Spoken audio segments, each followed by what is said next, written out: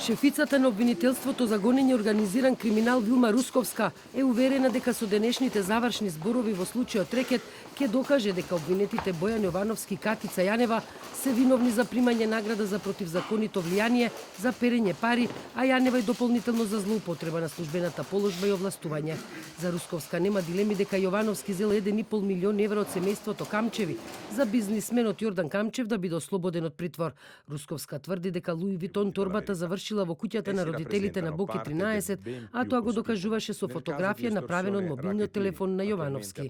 Обвинетиот Бојан Јовановски во својата одбрана наведе дека веќе сега осудениот Зоран Милевски на 21 или 22 февруари торбата Луи Витон ја враќа во куќата на сведокот Јордан Камчев.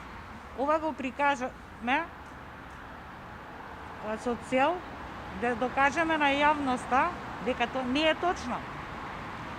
Они заедно доаѓаат во куќата на Јордан Камчев и сега осудениот Зоран Милевски носи ташна, но црна со големи рачки, која и по изглед и по големина многу се разликува од торбата Луи Витон.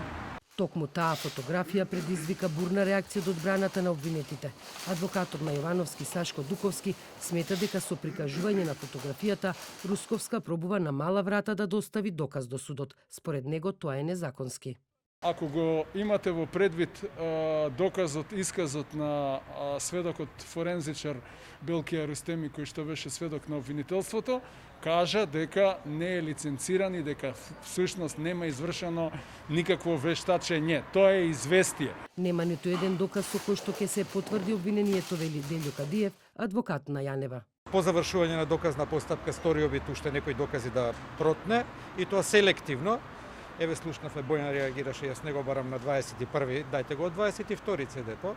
Веројатно нешто има таму што тој тоа го бара, не знаеме зошто обвинителот не беше потранспарентен. На денешното судење обвинетите побараа завршните зборови да ги дадат на следното рочиште закажано за 1 јуни. После тоа судот ќе треба да закаже уште едно судско рочиште на кое ќе биде изречена пресудата.